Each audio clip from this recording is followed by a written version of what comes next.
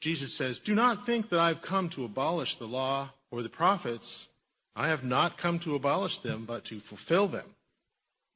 The next section, I believe, of the Sermon on the Mount, is what we would call the SPS, the Specific Purpose Statement. What's this sermon for? Why am I giving this sermon? The sermon's SPS, I believe, is that the law is to be written on your heart. The law is to be written on your heart. Let's just read verses 17 through 20 right now. Jesus says, "Do not think that I've come to abolish the law or the prophets. I have not come to abolish them, but to fulfill them. For truly I tell you, until heaven and earth disappear, not the smallest letter, not the least stroke of a pen will by any means disappear from the law until everything is accomplished. Therefore, anyone who sets aside one of the least of these commandments and teaches others accordingly will be called least in the kingdom of heaven. But whoever practices and teaches these commands will be called great in the kingdom of heaven. For I tell you that unless your righteousness surpasses that of the Pharisees and the teachers of the law, you will certainly not enter the kingdom of heaven." Wow. That sounds pretty hard. Now, Jesus made it very clear, I believe, that he is not contradicting the law, nor is he getting rid of it, but he is going to change the way that it functions in our lives and in our world. And this change was prophesied in Jeremiah 31 and quoted in Hebrews 8. So let's just we're going to come back to the Sermon on the Mount, but let's just go to Hebrews 8 and take a quick look there and read verses 7 through 13. "For if there had been nothing wrong with the first covenant, no place would have been sought for another.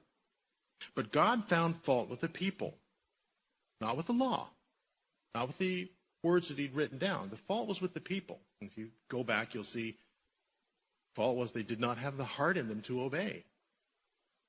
Moving on, it says, "The days are coming, declares the Lord, when I will make a new covenant with the people of Israel and with the people of Judah. And it will not be like the covenant I made with their ancestors when I took them by the hand to lead them out of Egypt, because they did not remain faithful to my covenant, and I turned away from them, declares the Lord.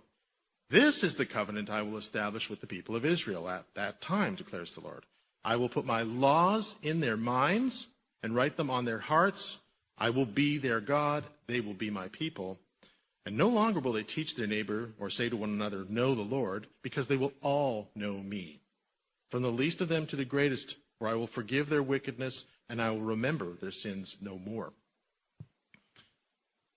The law is going to work kind of different. It's going to be written on your heart and on your mind. Now, some aspects of the law, if you go through Hebrews, you'll see this, and we've done this as a congregation. We don't do it all the time, but some aspects of the law were going to be accomplished. Okay? For example, a couple that are explicitly spelled out in Scripture, the sacrificial system. The sacrificial system will no longer be needed in all its detail once Jesus offers himself as a sufficient sacrifice for all sins. Okay?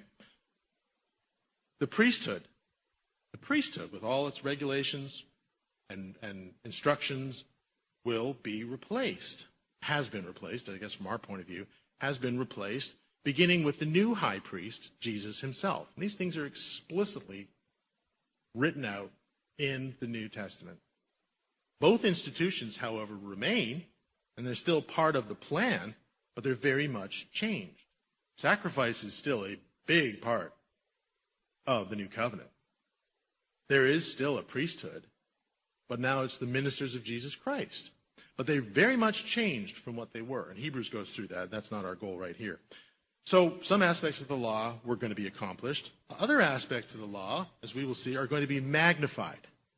Magnified in a way that calls for, as Jesus said, greater righteousness greater righteousness than even the Pharisees or teachers of the law. Wow. How are you going to do that? Because these guys were considered like uber righteous, you know. It's by the law being written on your heart, by understanding the spiritual principle of the law and making it part of the way you think.